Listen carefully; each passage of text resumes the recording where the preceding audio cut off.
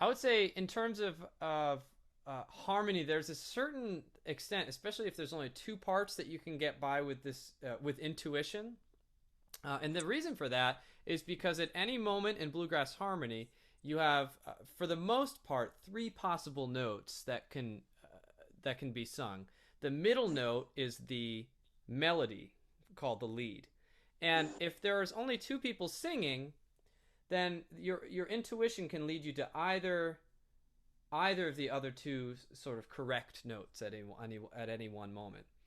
Now, when you add a third person, then it becomes more important to what we say stay in your lane, because if you have the lead or the melody in the middle, the way that is theoretically perfect bluegrass harmony works is that as the lead goes higher, the baritone or the next lowest note that's possible in the harmony is going to follow it just beneath it, and the tenor or the vocal part that's above the melody is going to follow really tight close up to the front, up to the top as well. And so what you have is moving three parts that are moving together. And what happens when you have uh, essentially these are, you could think of these as lanes like on a highway, and you know as this person gets into this lane, this person's making sure not to run into that lane by making sure that they move up with them. And Mhm. those lanes sort of move around here.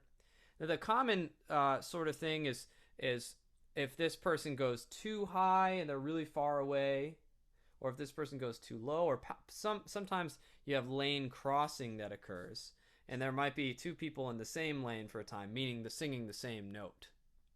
So Mm. that's sort of the trick with perfect harmony is making sure that we stay in our lane, and that lane should be the for the baritone the closest possible harmony note beneath the melody, and for the tenor the closest possible harmony note above the melody. Um, the way that I have that, well, first of all, before I move on, does that make sense? Yes. Yes. Cool. So oftentimes the tenor part, people say that you can just go a third above. That's, has anyone raise your hand if you've ever heard that say, like you can harmonize the third above, right? That's true some of the time, but not all the time. The tenor part and the baritone part are actually going to be different distances from one another, depending on what chord is happening in that moment.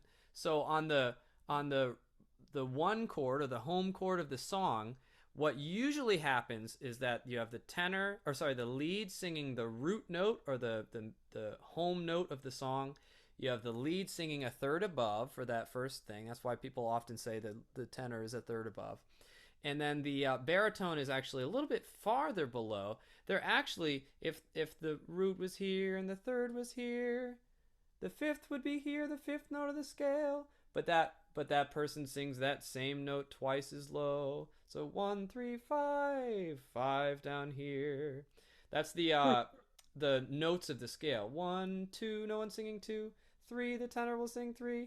No one will sing 4. The fifth is sang below, twice as low. That's how the usual bluegrass harmony starts, with the root and the tenor singing the third and the baritone singing the fifth. And that's where that conception of sing third above to get the tenor part comes from. However, as the song moves along, if you go to a 4 chord or a 5 chord or a different sort of chord, you might have a different combination of notes. For example, the tenor might go down, and the lead might go down, closing the space between the baritone and the tenor, baritone and the lead, and the tenor may be up here, and there might be a different set of notes here. You still have the lead in the middle and the baritone on the bottom, the tenor on top. But then as you move higher, the distance between those may change.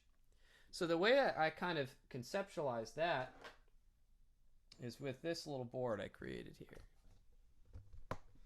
So if you look at this, the one or the start, we have what I talked about.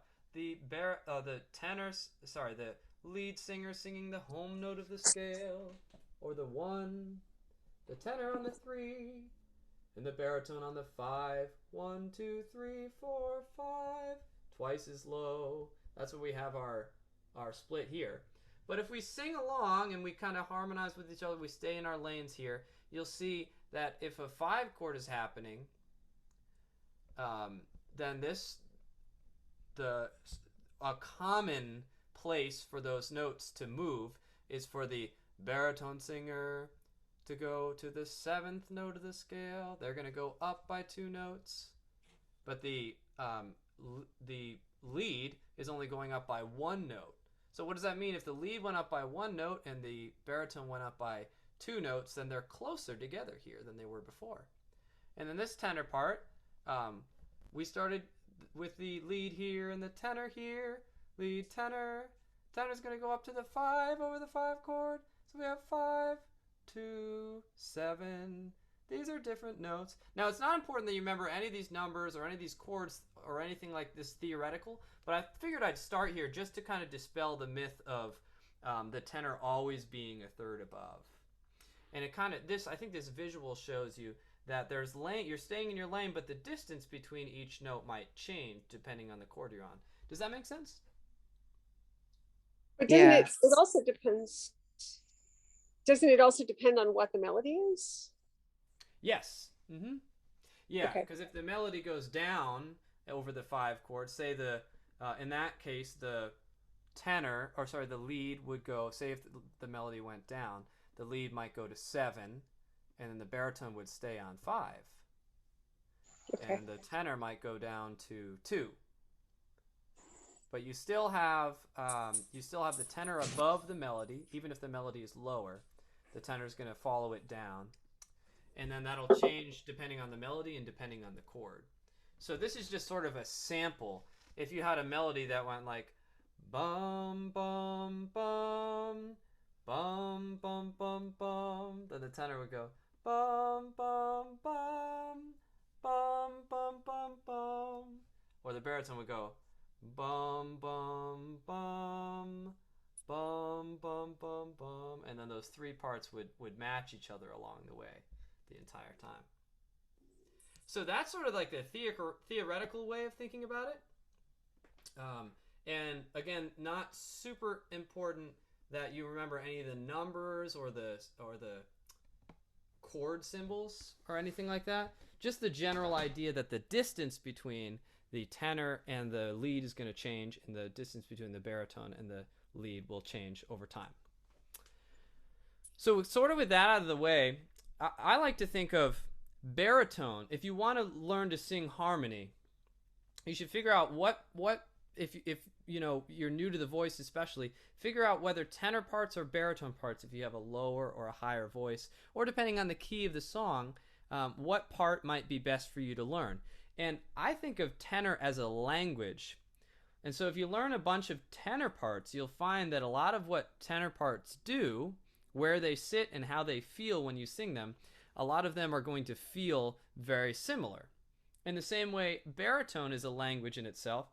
There's commonalities in baritone parts that you'll find if you learn, say, 5 baritone parts note for note to songs. You'll find that the baritone tends to do the same sort of thing. It tends to start on the 5th, the low note of the 5th that's beneath the root. And it also tends to end on the 5th. And in the middle, it tends to go to the 7th. So that it kind of has its own lane, and it feels a certain way to sing a baritone part. If you sing a bunch of baritone parts note for note, you'll find that part's going to, or from song to song, singing baritone is going to feel more similar from song to song as you learn baritone, the language, similar to tenor. And so what I figured we'd do today to sort of apply all of this is, we're all familiar with the song I'll Fly Away. What I've done is I've recorded the lead, tenor, baritone in different combinations of the 3. So we can listen to just the tenor part alone, just the baritone part alone, and just the lead part alone, or any combinations of those.